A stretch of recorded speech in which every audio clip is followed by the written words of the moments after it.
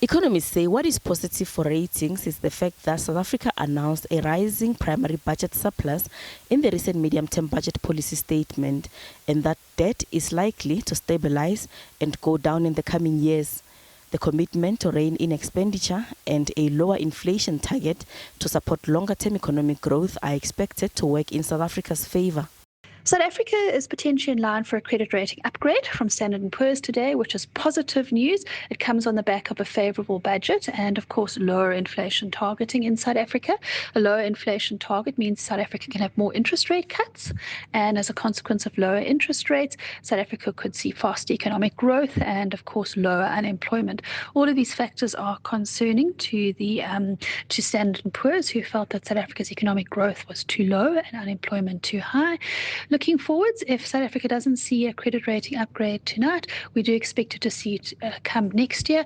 And of course, the other credit rating agencies may well look to move on South Africa as well, given the favourable budget and the fact that South Africa looks to pursue further fiscal consolidation. Others say South Africa being off the Financial Action Task Force's grey list and progress being made in addressing structural economic constraints are positives for South Africa. I think it is reasonable to expect that we should be getting the good news coming from the latest ratings review, given that all these other things that they've been complaining about, starting from the supply of electricity, talking to logistics, we've seen some improvements when it comes to that side. And also the latest being the grey listing part of things, not forgetting the fact that we have just had our midterm budget, which managed to tick all the right boxes.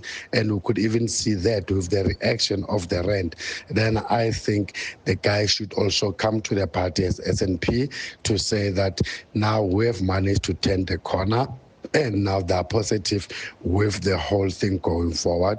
So my point here is I won't be surprised if I see that at least we get to be moved at least one notch up.